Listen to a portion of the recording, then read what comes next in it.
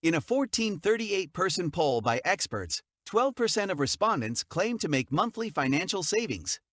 The majority of people agreed with the statement, "I'd want to save money, but my biggest issue is that I don't have enough money." They meant that their pay or pocket money was either insufficient for their needs or almost met them. There are two methods to acquire money for savings. One is by growing earnings, and the other is by cutting costs. Let's discover how to reduce our spending now. Let's consider your expenditures from the previous month. Consider everything you have purchased, both large and little. Write it down on a piece of paper. After that, take a moment to yourself, breathe deeply, and consider where you might have spent less and saved more. Difficult? This is why, in this video, we will talk about why little expenses matter so much and how you can overcome them. Reducing the cost of entertainment.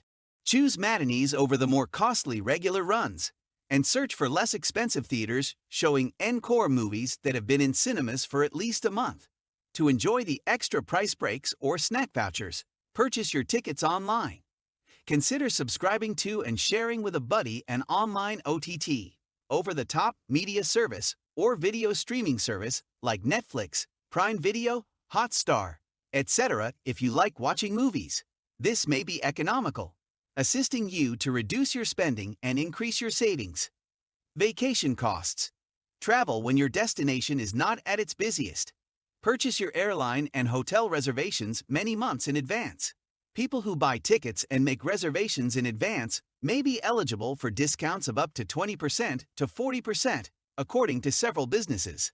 Both solo and group travel are popular among certain individuals. You may negotiate for a group rate if you can find a group to go with. Before making a decision, check out several affordable websites like Airbnb, Oya Rooms, etc., consequently assisting you in saving money and assisting you. Healthcare costs. Maintaining good oral health can help you avoid high dental costs. Regular flossing, in addition to brushing twice a day, may help reduce the expense of dental treatment. For a healthy body and mind, engage in physical activity. Exercising regularly over years may lower medical costs. Ask your human resources department whether your firm offers group insurance, hospital and gym affiliations, corporate-sponsored health checkup camps, or any other benefits. Here are some more methods for maintaining good health and avoiding/cutting costs, therefore assisting you to reduce your expenditures. Automotive costs. Learn how to maintain your vehicle if you drive a car. Regularly check the tire pressure. Instead of hiring someone else to replace your oil, learn how to do it yourself. Make a list of things to do and not do for your car after speaking with many technicians or service providers. Keep a record of all maintenance and repairs so that you and your technician may consult it and prevent premature or late servicing and replacement. By doing this, you may extend the life of your automobile and negotiate a higher price when you decide to sell it, so assisting you in reducing costs of electricity. By making it a practice to turn off appliances when you leave a room, or by installing sensor-based technology, you may reduce your power cost. Better window and door insulation. Turning off water geysers when they reach a certain temperature, opening windows rather than turning on your air conditioner, and setting your air conditioner to turn off while you sleep are a few more suggestions. TVs, laptops, mobile chargers, and extension boxes often don't get turned off and stay plugged in. They just stay in sleep or standby mode. These circumstances also use electricity, which raises your cost. A shutdown is preferable to sleep, assisting you too. Lowering your dietary costs. Bring the meal with you to work. After a month of brown bagging, you'll soon see how much money you've saved. Consider setting up a lunch budget for yourself and treat yourself once or twice a month. Also, keep an eye on your Swiggy or Zomato payments and expenses for meals out. Place an order only when necessary. Instead of picking the first thing that's accessible, look for affordable deals and alternatives. Reducing your financial obligations. Use just your own bank's ATMs to avoid paying exorbitant ATM costs, and make sure you aren't paying your bank any fees for services you don't want or need, such as bank statements, SMS notifications, late fines, etc. Be mindful of the minimum balance and the maximum number of transactions permitted each month. These are the hidden fees that deduct a little amount of money each month. Pay your credit card and utility payments a couple of days before the due date. The best option is to automate payments using a credit card or savings account. You should reflect on certain significant issues, such as what cheaper items cost. It's critical to determine your actual expenditure on these particular low-cost areas. There are several methods for doing this.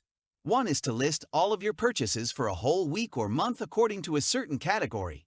You'll be more conscious of what you're spending and why you're spending it if you physically write it down or record it on your phone.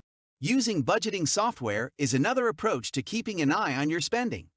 Such mobile monitors are Mint.com and Acorns.com. You'll get a report from Mint detailing your expenditure per category. Acorns employ the incentive of saving and investing spare change as a lever to alter behavior. If you use cash, you have two options: manually record the transaction or save the receipts to review at the end of the week. You can see your daily spending online if you use a credit card. Where should you draw the line? Each person has their definition of how much they should spend. You may decide whether it seems acceptable for you to spend $840 a year on coffee once you learn that you are spending around $70 a month on it, roughly the price of one cup each day. However, if you're just scraping by, that extra $70 per month might go a long way toward helping you achieve your objectives or pay your obligations. Similarly to this, you could believe that your spending is okay if you have lunch at a restaurant every day at work. You may be shocked by how much it adds up, however. If you are very thrifty, you may save money by just purchasing a value meal for lunch each day. This will cost you around $6 per day, $30 per week, $1,560 per year, or $130 per month. However, if you spend $10 a day on eating out at a finer establishment, you'll have spent $2,600 in a year, or roughly $216 per month.